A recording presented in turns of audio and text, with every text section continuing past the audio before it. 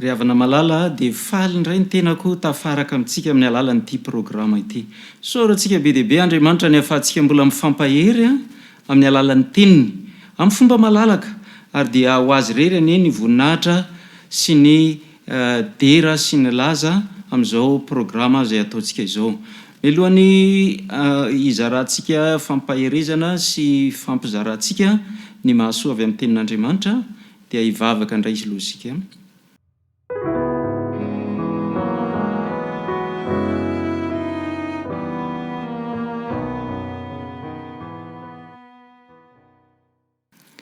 Rainay masina indrindra ny an-danitro dia rainay ny anaranao satria omenao fomba ahafahana mifampahery amin'ny alalan'izao programa izao izahay. Ary indrindra Tompo, mba mifanohana, mifampivavaka mba hahatonga anay tsirairay avy ho mahatoky eo amin'ny fiantsoana sy ny fifidianana anay. Ka dia apetraka eo ambany fitantananao amin'ny fomba feno izao programa izao. Ianao mihitsy Tompo no angatanay hiteny sy hikasika ny fonay tsirairay avy. Tononoko amin'ny anaran'i Kristy izany vavaka izany. Amen.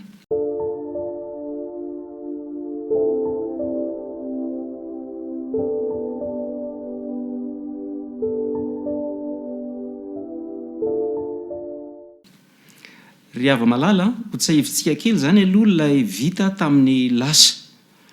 Rehefa mandre ny tenin'Andriamanitra, tenin'Andriamanitra izay toriana amin'ny fomba tsotra, madio, tsy aroarona zavatra hafa, ny mpanota dia voakasika izany tenin'Andriamanitra izany ny feony, ny fony. Ary rehefa manolotra ny fony ho an'Andriamanitra izy dia mandalo an'ilay antsointsika hoe fibebahana, manolo tena eo amin'ny rano batisa izy ary mitsangana indray ho amin'ny fiainana vaovao. Eo izy zany manomboka ilay fiainan'ny olona voafidin'Andriamanitra. Nantsoin'Andriamanitra izy, namaly an'izany antso izany ary dia voafidin'Andriamanitra. Miainga avy eo amin'izay dia ozintsika hoe eo izy no mila mijoro mahatoky, tena mahatoky. Tsy mora ny mijoro mahatoky noho ny antony anankiroa. Voalohany aloha dia Satana mankafanahy, misy an'ilay fironana ao anatintsika mihitsy no kitihany Satana mba hahatonga antsika tsy ho mahatoky amin'ny fiantsoana sy ny fifidianana antsika. Faharoa, Satana ihany koa dia manao fitaka avy ety ivelany ka na dia tsy ho po aza ilay olona tsotra manompo an'Andriamanitra amin'ny fo madio dia mety ho voafitaka izy raha tsy miambina, mianatra. Zany no mahatonga antsika miresaka eto, mianatra arak'izay voasoratra ao amin'ny tenin'Andriamanitra. Ka androany isika dia resaka ny amin'ny hoe mahatoky amin'ny fankatoavana. Mahatoky eo amin'ny fankatoavana an'Andriamanitra. Efa olona voantso isika, olona voafidy isika. Ahoana ny fomba hijoroana eo amin'ny fahatokiana amin'ny fankatoavana. Mpanoratra kristianina mpanabe, vehivavy anankiray, Ramatoa Jeanne Rassondrainy, ao amin'ny boky laharam-pahamehana dia nanao an'izao torohevitra izao amin'ny fomba fampianarana ny ankizy hanao safidy, hanao safidy tsara. Zao izy rehefa manomboka mahatsiaro saina afaka misafidy iny zany na dia mbola zaza kely aza dia ampianarina misafidy izy ka zavatra anankiroa samy tsara no asaina safidianany. Ka na mifidy ny anankiray izy na mifidy ny anankiray dia samy tsara daholo ireo fa ajaina ny safidiny. Dia zarina mihitsy izy ho tompona ndraikitra amin'ny vokatry ny safidiny. Ny manaraka indray dia izao, ampianarina indray izy misafidy ny amin'ny zavatra anankiray izay misy vokany tsara, fa zavatra anankiray kosa izay tsy misy vokany ratsy. Ny anankiray raha mifidy amin'ilay anankiray misy vokany tsara izy zany dia mahazo tombontsoa. Mifidy an'ilay anankiray izy tsy mahazo an'iny tombontsoa iny fa tsy dia misy vokany ratsy eo aminy ihany koa. Dia ny safidy manaraka mandroso ihany amin'ny fampianarana azy mianatra safidy dia misafidy amin'ny zavatra anankiroa izy. Ny anankiray misy vokany tsara ary ny anankiray misy vokany ratsy, fa tsy dia zava-doza loatra. Vokatra ratsy dia efa manomboka tsapany eo zany hoe tsy nety ny safidianako an'ity, fa toy izay ihany mba nifidy an'ilay anankiray dia mitandrina izy amin'ny manaraka. Ary amin'ny farany zany dia tena atao tena fatany tsara mihitsy fa misafidy zavatra tsara izy a fa raha tsy zay dia lasa misafidy zavatra tsy tsara miteraka vokadratsy ary mety hitera-doza mihitsy aza.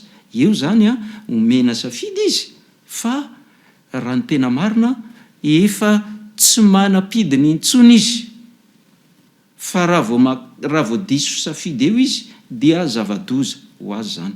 Noho izany ohatra ny hoe zavatra tsy maintsy ataon'ilay misafidy an'ilay anankiray misy vokany tsara. Ravana malala Andriamanitra ihany koa dia manome atsika olombelona safidy, nanome ny didiny izy, nanome ny lalàny, dia baiko ny isika hankatoa, nanome baiko izy mba hankatoavantsika ny lalàny, kanefa tsy manery ny safiditsika izy.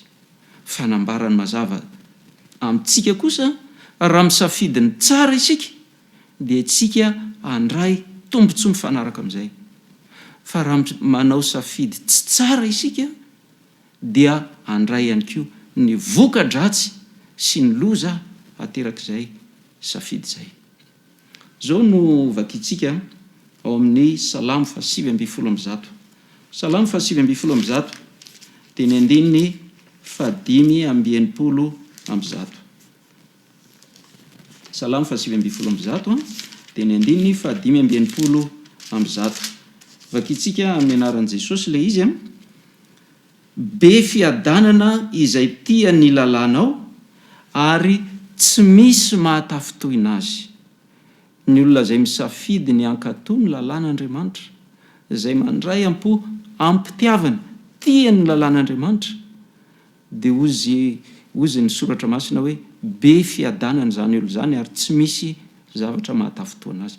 Lalàn'Andriamanitra io mantsy tsy miresaka fotsiny hoe iry aza manao an'ry, fa miresaka ihany koa izy ny zavatra tsara izay tokony atao, ary tsy hoe ny asantsika fotsiny no voakasiky ny lalàn'Andriamanitra, fa hatramin'ny fisainantsika, ny fontsika, ny momba antsika rehetra. Zay no mahatonga azy hoe manam-piadanana ny olona izay manao safidy ny amin'ny fankatoavana ny lalàn'Andriamanitra. Fa mifamadika amin'izay dia izao indray voalaza amin'ny Obolona 7:20. Obolona 7:20 dia ny andininy 5:7. Ny andininy 5:7 amin'ny Obolona 7:20. Zay manetsy tadiny tsy haino ny lalàna na ny fivavahany aza dia fahavetavetana. Ry havana malala, nomen'Andriamanitra safidy isika ny amin'ny lalàn'Andriamanitra. Hankatoa ve sa tsy hankatoa? Hitoetra mahatoky amin'ny fankatoavana azy ve sa tsy? Hitahinao ny Andriamanitra mba ho isan'ireo izay olona voantso sy voafidy ary mahatoky eo amin'ny fankatoavana. Hidirantsika lalindalina kely mikasika ny fankatoavana ny lalàn'Andriamanitra. Salamo 7:7 ny andininy 7. Soratra masina moa zany no asaintsika miteny eto, dia somary misy andininy vitsivitsy maromaro hojerevantsika. Salamo 7:7 dia ny andininy 7. Jereva nge ilay toetra n'ilay lalàn'Andriamanitra hoentin'Andriamanitra hanamboarana antsika, hitezana antsika mba ho mahatoky aminy. Tsy misy tsiny ny lalàn'i Jehova mamelombelona ny fanahy. Mahatoky ny vavolombelon'i Jehova mahendry ny kely saina. Nefa napetrak'Andriamanitra ao amin'ny lalàny ny fomba hoentiny mampahendry antsika, fomba azotsika famelombelomana. Ka raha mahatoky amin'ny fankatoavana n'izany lalàna izany isika, dia izany ny teny fikasana omeny ny soratra masina. Ilay lalàna tsy misy tsiny io, amelombelona ny fanahinao. Amin'ny olona maro moa zany ny lalàn'Andriamanitra io maneritery azy. Eto azy zany dia efa ilaza sady misy antony ao matoa mahatsiaro ho voageja rehefa mankatoa ny lalàn'Andriamanitra. Fa raha ny voalaza ny soratra masina, famelombelomana, fahendrena, zany no tokony ho azoko avy eo amin'ny fankatoavana ny lalàn'Andriamanitra. Misy toetra ny lalàn'Andriamanitra vitsivitsy reto, ho jerentsika ny Romanina 7, izay angamba mety hoefa hainao fa raha tsy hainao zany a dia androany ianao ny andre azy voalohany dia fantaro ny toetra ny lalàn'andriamanitra. Romanina toko 7 ny andininy 12 koa dia masina tokoa ny lalàna ary masina ny didy sady marina no tsara. Masina, marina, tsara, zany ny lalàn'andriamanitra. Raha izany toetra ny lalàn'andriamanitra tenen'ny soratra masina zany dinihana dia tokony ho zavatra manitona, zavatra mahafinaritra ho an'ny zanak'andriamanitra mihitsy, tonga dia voasintona hoe endre zany tsara ny lalànao Andriamanitra, zany fahamasina ny lalànao, ary rehefa miaina ao aminy dia tena faly ny foko, mahatsiary fivelarana vaovao mihitsy. Galatiana toko 5 ny andininy 9. Galatiana toko 5 dia ny andininy 9. Dia izao ny voalaza: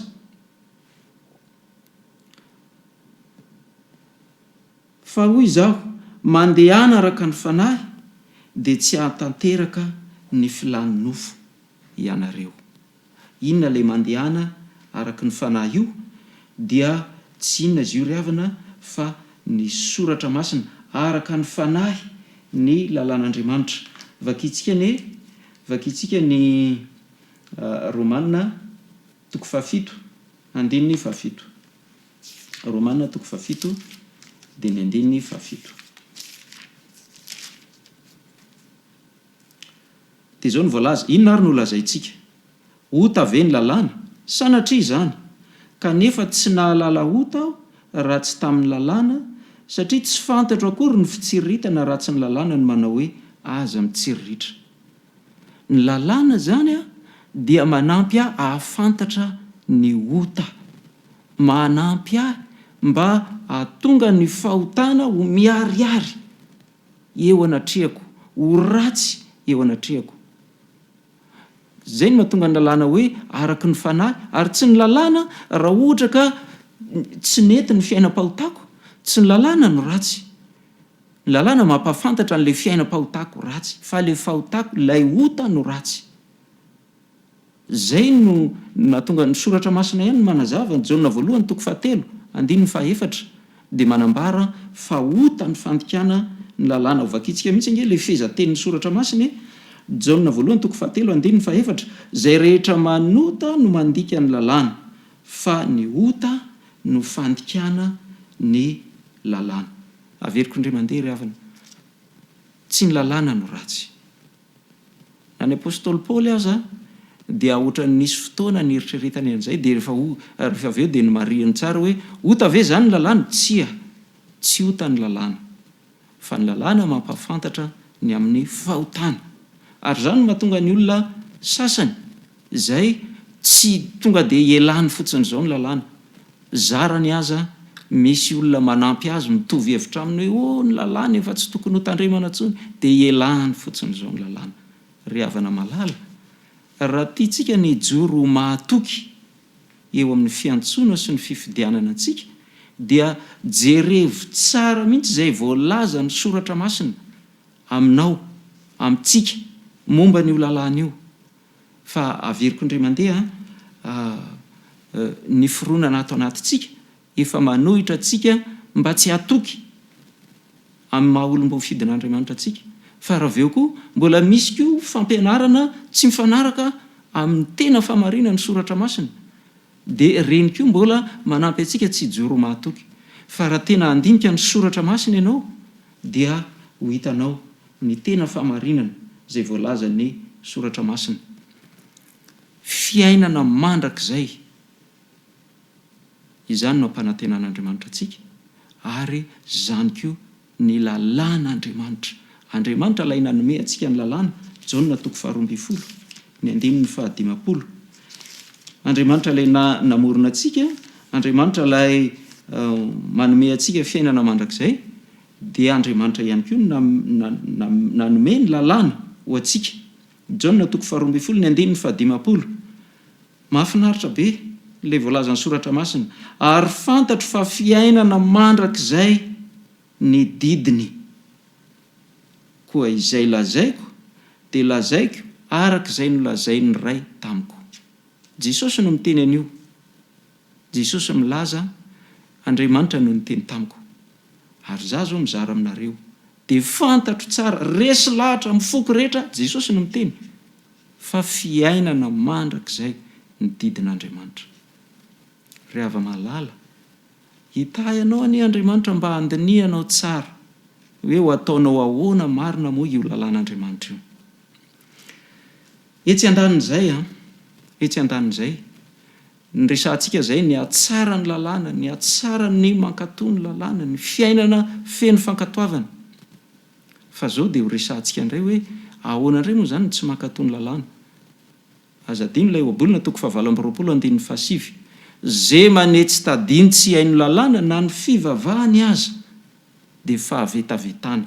Resy lahatra mifoko rehetra fa tsy irianao ny ho tonga amin'izany ary tsy iritsika izany, tsy ilaitsika izany hoe ny fivavahantsika dia tsy hoe tsy akasitrahan'Andriamanitra fotsiny fa fahavetavetana eo anatrehan'Andriamanitra. Tsy hevitra foroporon'ny sain'olombelona izany, ny soratra masina ny manambaran'izany. Ovakitsika ange izay voasoratra ao amin'ny Romanina 2 dia ny 2:12 ka hatramin'ny 2:14.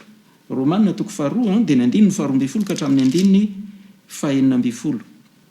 Zao ny voalaza ny tenin'Andriamanitra fa izay nanota tsy nanana ny lalàna dia ho very tsy manana ny lalàna, fa izay nanota nanana ny lalàna kosa dia ho tsaraina araky ny lalàna. Raha ohatra izy ka tsy nahafantatra an'izany izy, tsy nanana ny lalàna izy dia nanota, dia inona moa zany fa dia efa izay very izy noho ny tsy fahalalàna, tsy fahafantarany. Raha ny tena marina tsy hoe noho ny tsy fahafantarany fa izy mihitsy no nini mba tsy hahalala, satria ho voatory amin'ny olona rehetra zany rehetrarehetra zany ny filazantsara ny fanjakana. Anisan'izany zao zavatra resantsika izao. Tenin'Andriamanitra, filazantsara n'Andriamanitra avokoa ny zavatra inarantsika. Zay nanota tsy nanana ny lalàna dia ho very tsy nanana ny lalàna. Atahoana fa dia efa zay zany. Fa zao fa zay nanota nanana ny lalàna kosa dia ho tsaraina araka ny lalàna. Mampalahelo laza zavatra anankiray aminareo mampalahelo ihany koa fa maro ireo olona resy lahatra izy amin'ny fony sy ny sainy tokony hitandrona ny lalàna izy. Fa saingy ny tena fiainany tsy mifanaraka amin'izany. Raha lasa bavy malala, ianao zao mino angamba efa nisy fotoana nanapahana hevitra ho mpankatoa an'Andriamanitra, ho mpankatoa ny lalàn'Andriamanitra, dia tena hiaino tsara ilay izy. Dia eo ambany fahasoavan'Andriamanitra angatao ny fanan'Andriamanitra hanampy anao mba tena hiaina tsara araky ny lalàna ianao. Fa zany ange no mahatonga ny olona sasany vao maika anamary tena hoe tsy koreny aza mba hoe mba mpitandrana ny lalàna nefa jereo azy izy mbola manao an'izao. Engany mba tsy ho avy amiko, tsy avy aminao no ananan'ny olona, ahitany olona fialan-tsiny tsy ankatoavana ny lalàn'Andriamanitra. Dia zao toy ilay vaky teny fa tsy ny mpandre ny lalàna no marina eo anatrehan'Andriamanitra fa ny mpankatoa ny lalàna no hamarinina. Na oviana ireo jentilisa tsy nanana ny lalàna ireo no misy manao izay nandidiny lalàna araka ny nahaim-pony, na dia tsy manana ny lalàna azy ireo dia lalàna tena ihany. Ireo maneho ny asan'ny lalàna ho voasoratra ao am-pony sady ny fieritreretany no vavolombelona ary ny fisainany mifampiampanga, nefa mba mifanafaka ihany koa aza amin'ny andro hitsaran'Andriamanitra ny zavatra tahaka no ataon'ny olona araka ny filazantsarako amin'ny alalan'i Jesosy Kristy. Ho tsarain'Andriamanitra ny zavatra tahako na rehetra ataon'ny olona. Ka zao rehefa mandre mahafantatra ny tokony ankatoavana ny lalàna ianao dia aoka mba ho tena mpankatoa ny lalàna. Ary dia no amafisin'ny apôstôly Jakoba zany, Jakoba 2:12. Ry havana malala iveriko fa na dia tsy dia nazava aminao tany aloha aza ny tena hoe andraikitra anao mba ho mahatoky eo amin'ny fankatoavana n'Andriamanitra, dia amin'izao zany zao zany soratra masina rehetra resantsika izany enoko fa mba efa mazava tsara ao an-tsainao zany ny andraikitra ao anatrehan'Andriamanitra. Jakoba 2:2 dia zao ny voalaza ny 2:12. Aoka ianareo hiteny sy ianao araka izay mahamendrika anareo izay olona ho tsarainy lalàn'ny fahafahana. lalàn'ny fahafahana. Zany ny antson'ny soratra masina an'io lalàn'Andriamanitra io. Mazava tsara eo amin'ny tontolo-kevitra eo fa ny didy folo ny resan'Andriamanitra eo.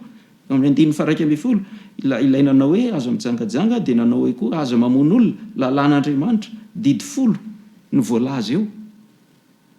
Ry havana malala, ho tsaraina amin'io didy folo io isika, ilay lalàn'ny fahafahana. Aza mahatsiaro voageja amin'izany fa misy zavatra tsy mety ao anatinao satria tsy mavesatra ny didin'Andriamanitra. Raha ianao mbola mahatsiaro mavesatra dia misy mbola fanariana ratsy izay angatao mba ho diovin'Andriamanitra, ho esorin'Andriamanitra ao am-ponao zany. Tena tonga dia raiso tsara amin'ny fahafenony mihitsy Kristy fa izay rehetra mandray azy dia omeny hery mba hahafahany manala ny ratsy rehetra eo amin'ny fiainany, mba tonga azy ho tonga zanak'Andriamanitra amin'ny fahafenony. Dia toizantsika fanambarana anankiray miresaka ny amin'ny fitsaran'Andriamanitra sy ny lalàn'Andriamanitra. Lalàn'Andriamanitra zany no didy amandalàna hoentin'Andriamanitra mitsara antsika. Niresaka an'izany ny apôstôly Paoly tao amin'ny Romanina 4. Niresaka an'izany ny apôstôly Jakoba tao amin'ny Jakoba 4. Fa niresaka an'izany ihany koa ny mpitoroteny 12. Dia ny andininy 17 sy 14. Mpitoroteny 12 dia ny andininy 17 sy ny 14. Ary rehefa reza any rehetra zany dia izao ny farany teny: Andriamanitra no atahory ary ny didiny no tandremo, fa izany no tokony ataon'ny olona rehetra, fa ny atao rehetra dia hoentin'Andriamanitra ho amin'ny fitsarana ny zava-miafina rehetra, na soa na ratsy. Ry havako malala, mino aho fa teo mahatoky amin'Andriamanitra ianao, te hitazona hatramin'ny farany ny fiantsoana sy ny fifidianana anao. Mbola ho hitantsika any amin'ny lesona manaraka hoe tsy hoe rehefa nanolo tena ao an'Andriamanitra akory tafiditra ao anatin'ireo ilay hoe olom-bo fidin'Andriamanitra dia efa voavonjy izay ny anarany. Tsia izay maharitra hatramin'ny farany no vonjena. Ka dia izao ataovy mihitsy izay hahatonga anao ho tena mahatoky amin'ny fiantsoana sy ny fifidianana anao. Ny Apokalipsy 4:12 ny andininy 7 dia izao ny fanambarana. Apokalipsy 4:12 dia ny andininy 7.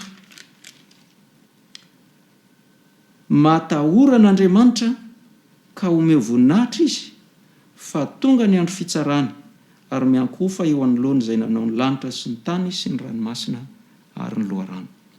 Matahora n'Andriamanitra, miankofa eo anatrehany. Ilay Andriamanitra mpamorona, aoka mba ho tena mahatoky amin'izany ianao, ho tena mahatoky amin'ny fankatoavana. Eto zany dia tsaroako ilay tenin'ny apôstôly Paoly hoe rehefa nino isika, iresaka betsaka mikasika an'izay tsika amin'ny loha hevitra manaraka. Rehefa nino isika dia hozy ny apôstôly Paoly hoe mampiorina ny lalàna. Ny fiainantsika amin'ny maha olom-bo antso sy olom-bo fidy ianao dia fiainana mampiorina ny lalàna. Vakitsika nge ny Romanina 7 dia ny andininy 1:30. Romanina 7 dia ny andininy 1:30. Koa mahafoana ny lalàna amin'ny finoana va isika? Sanatria izany fa mampiorina tsara ny lalàna isika. Ny finoko dia vao maika mampiorina ny lalàna, fa tsy hoe rehefa mino dia tsy ilaina intsony ny lalàna. Ozy hoe mbola ho resantsika betsaka izay rahampitso amin'ny ora toy izao. Ahoana ilay hoe mampiorina ny lalàna amin'ny finoana? Rehefa tonga pino zany dia lasa za mihitsy no mangetaeta faniriana atao anatiko, filana atao anatiko mihitsy ny ankatony ny lalàna, satria izay no mifanaraka amin'ny finoko, ny fiainana mifanaraka amin'ny lalàna. Tsy te hijangajanga tsony, tena halako maharikoriko aho ny mamono olona, ny mandanga ny sisa rehetra, dia tsy tiako intsony zany, halako zany. Mampiorina ny lalàna amin'ny finoko aho. Ary tadiditsika Jesosy rehefa nananatra izy ny amin'ny hoe tiavan'Andriamanitra amin'ny fonao rehetra, ny sainao rehetra, ny fanahinao rehetra, ny herinao rehetra, ary tiava ny namanao tahaka ny tenanao, dia nambarany hoe ireo ny antona ny lalàna rehetra, antona ny lalàna rehetra. Raha fitinina zany a lay hoe aza mangalatra, aza mijangajanga sy ny sisy, dia fitiavana ny namanao amin'ny fonao, misy antsipiriana eo tany sain'ny lalàna, fa dia zao tiava ny namanao tahaka ny tenanao. Ireo didy efatra voalohany, tandremo a manajana Andriamanitra, aza manononona foana azy, aza manana andriamanika hafa, mianko ofa, matsiarova ny andro sabata, reo fitiavana an'Andriamanitra amin'ny fo rehetra, saina rehetra, fanahy rehetra, ny hery rehetra. Eto zany dia mba hanao fanambarana kely ho antsika ray aman-dreny, ara-pivavahana. Tena mifoky tsotra ray aman-dreny malala isany no resahako amintsika. Olona natsoin'Andriamanitra ho mpiandry ondry, ho mpitandrina ny ondry isika. Natsoin'Andriamanitra mba ho olom-boafidy, ho fantsona mitondra fahazavana amin'ny olombelona rehetra isika.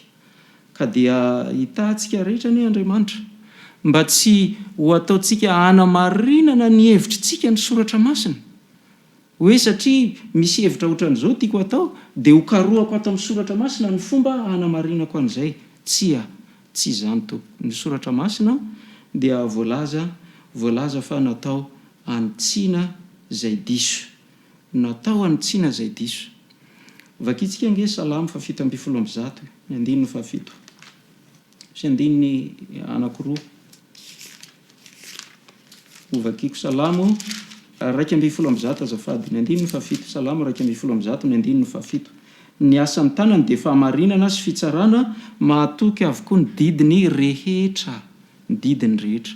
Tsy hoe rehefa misy manelingelina ray na roa ao amin'ny didin'Andriamanitra ao dia aloha ny didin'Andriamanitra mihitsy aloha no jerevana ny fomba mba ilazana fa tsy ilaina intsony ny mitandrina ny didy. Tsy izany no izy ry havako malala. Inoko fa tsy tavela amin'izany fomba fijery zany intsony isika. Mazava be ange ny lazain'ny tompontsika, Matthieu 5:5, tsy hitako hoe inona ny mbola zavatra mampisalasala amin'izany.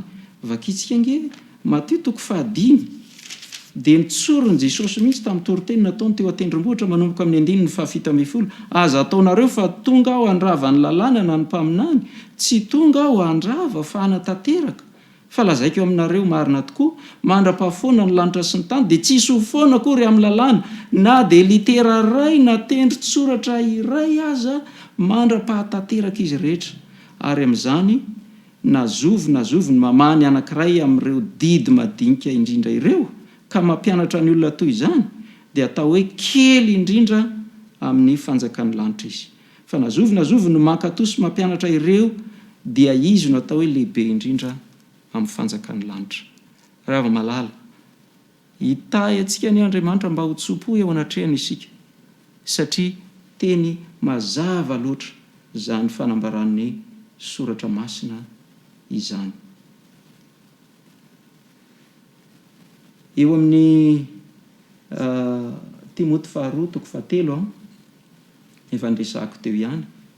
Timoty 2:7 dia ny 9:20 dia zao ny fanambarana hoe izay soratra rehetra nomeny ny tsindry mandrin'Andriamanitra dia mahasoa koa ho fampianarana, ho fandresen-dahatra, ho fanitsiana izay diso, ho fitezana amin'ny fahamarinana.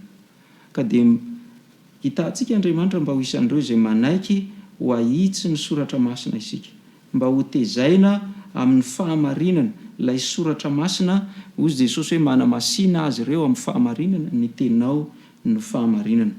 Ny olona masina izay no ho resantsika rapito. Zao aho zany dia efa manao antso aminao, satria ny resantsika omaly ny amin'ny hoe ny fanamasinana antsika dia mifampitohy ilay loha hevitra rehetra. Apokalipsy 4:12, ny 12 dia miresaka amintsika ny amin'ny olona masina. Ozy hoe indro ny faharetan'ny olona masina, dia izay mitandrina ny didin'Andriamanitra sy ny finoana an' Jesosy. Ny olona masina ry havana anankiroa ireo toetra ahafahana mahafantatra azy, ahafahana manavaka azy. Tsy zay verina hoe masina amin'ny fijery azy ety ivelany na amin'ny fahatsapana azy, fa ny soratra masina dia milaza fa ireo izay mitandrana ny didin'Andriamanitra sy ny finoanan'i Jesosy.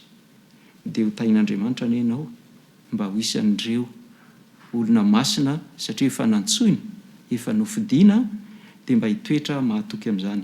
Hivavaka isika tompoko.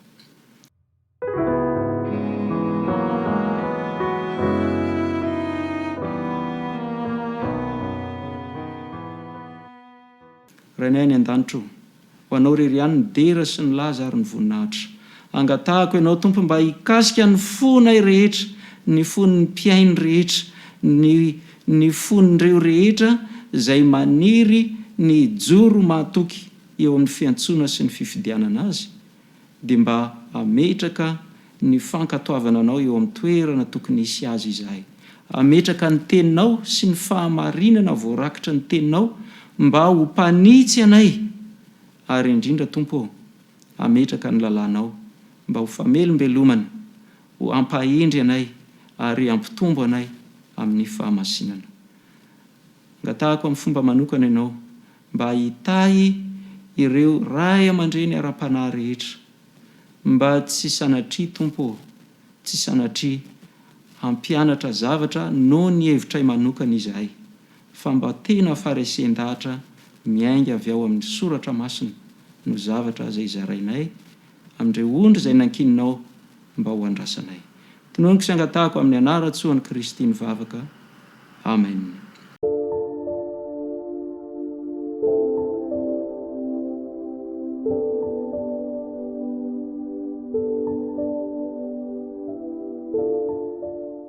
Mankasitraka anao ry havana hitahy anao Andriamanitra eo amin'ny fijoroanao mahatoky amin'ny fiantsoana sy ny fifidianana anao. Amen.